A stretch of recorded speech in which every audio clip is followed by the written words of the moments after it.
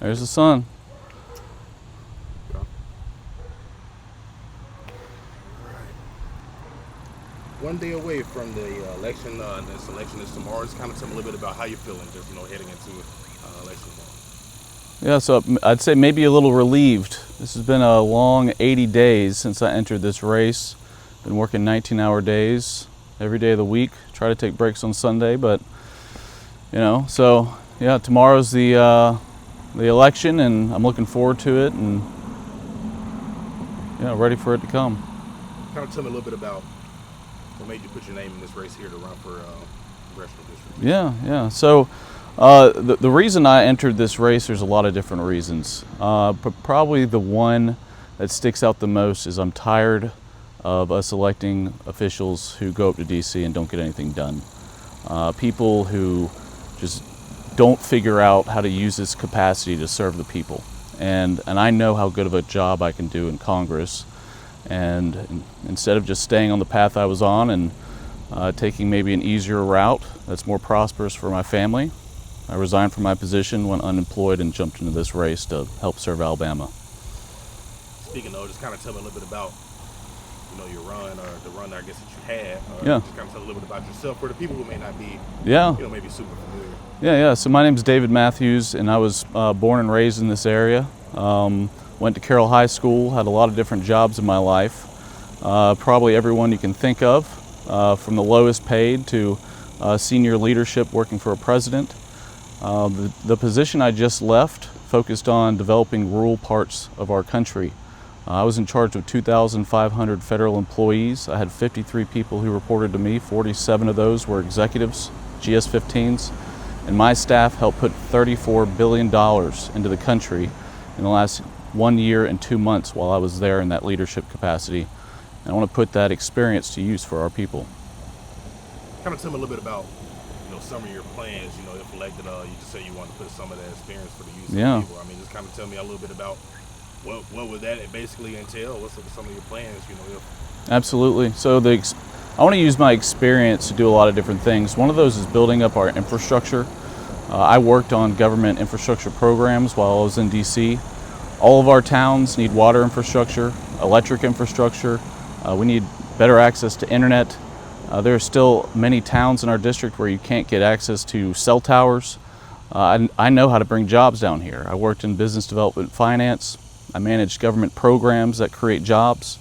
I want to protect our military bases. Fort Rucker's under risk from helicopters being phased out. I want to bring private sector drone manufacturers and also military contractors for drones into our area. We should be the home of drone manufacturing in this country. We have everything they need to do that. And I also want to help the rural hospitals. All of the hospitals in our country are in trouble.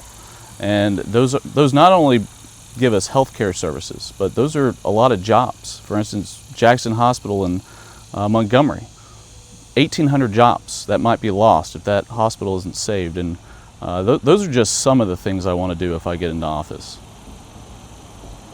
Tell a little bit about some of the, I guess it's kind of go hand in hand maybe a little bit with this, but just some of the issues that you may see, here in the talking district too. So yeah, just kind of tell me a little, maybe some of the issues you may have jotted down or that you see that maybe you can help, maybe fix, if and when. Yeah. So I've heard a lot of issues that are facing our area. During this campaign, I've done things a little differently than most candidates usually do it. I go and talk to local officials, learn what problems they have, so if I get elected, I can help or begin solving them on day one. And usually that's not how people run campaigns. They ask for money, endorsements, and votes.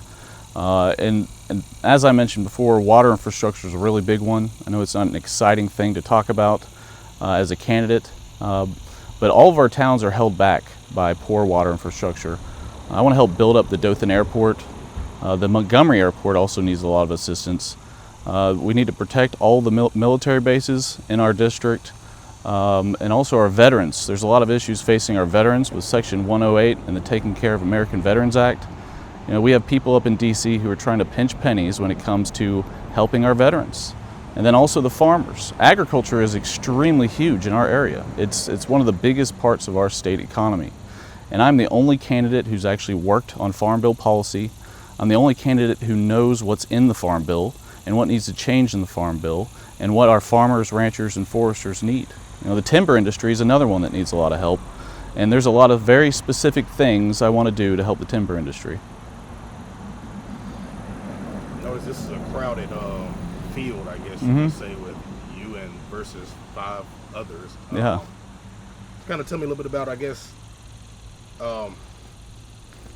why you in this crowded field of you know, maybe people from, I mean, you know, there may be some with, you know, experience, yeah, and, you know, but or however way you look at it, but just, you know, what's going to make you stick out among these? Okay, yeah. 5 people here? So the question is, why me in a crowded field of 6? I'd say that's an easy answer, easy question to answer. So all the other 5 candidates, they mean well, but they do not have the experience I have. I would argue that no other elected position or anyone running for office in this country right now has experience like I do. It's very rare to have the opportunity to go in and work for a president in the executive branch and work on agriculture policy and rural infrastructure, housing, business and economic development policy. And I have that experience, and no other candidate has that.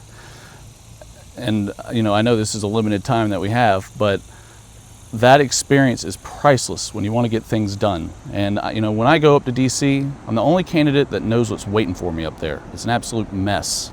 And I'm the only one that knows how to get things done because I've been on the inside of it. So I'd say that's probably what sets me apart.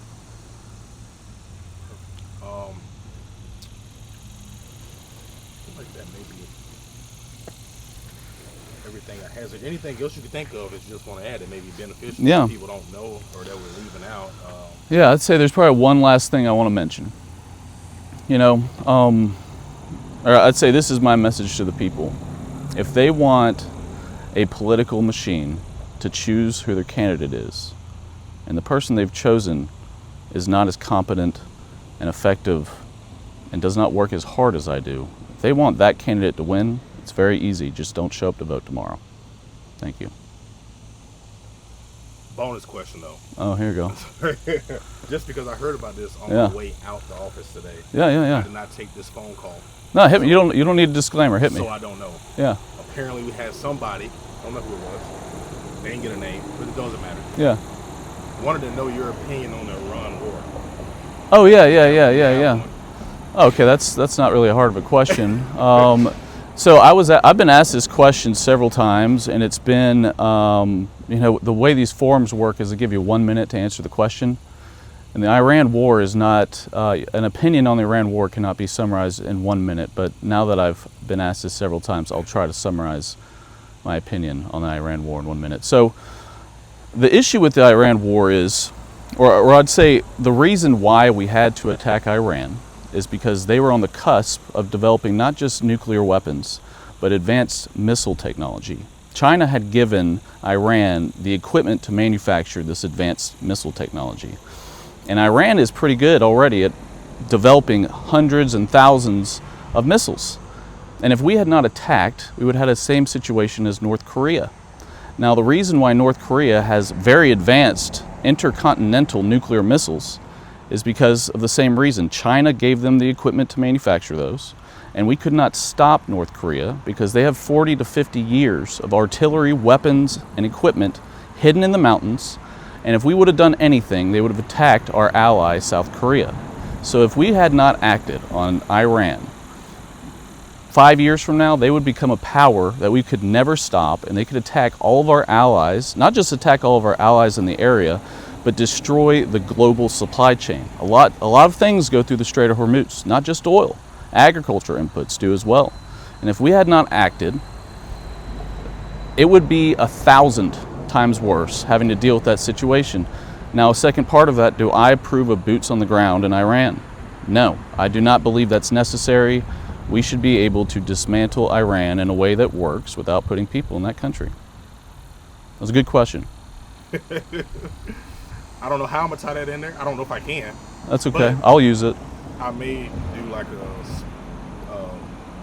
smaller story on it, like just because somebody wanted to know, I guess. Yeah. But I'll figure out. I just wanted to do my due diligence on asking you. Sure. Yeah. They told me, oh, somebody had a question for him. That's not And I bad. said, what was the question? Yeah. And they told me. There we that I was go. leaving out the door. So I just wanted to make sure I have it on tape that I asked. There you go. You got it. You got it. Is there anything else? No, I appreciate you. You need to get out of this sun. Yeah. It is hot out here. Okay, it's okay. I am melting. Good AC in that car. So. Yeah. At least you got something in there.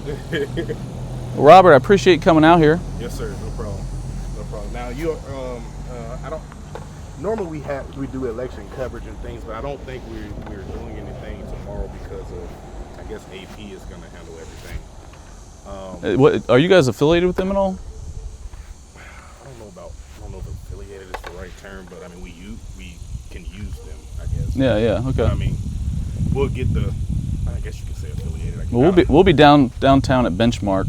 Yeah, that's what I was gonna ask. So I don't know if right now we don't have a election coverage plan. Yeah. But if we do, I wanted to find out if you were having any. Yeah, it's at Benchmark downtown, and you don't even have to write it down. Just text me. I'll send it to you in text. So. Okay. Like I said, right now I don't think we are working late or anything. I don't think, but I mean things change. I say that. Yeah. I say that now and then. He's like, my boss goes. Who knows? Maybe something changes by the end of the day.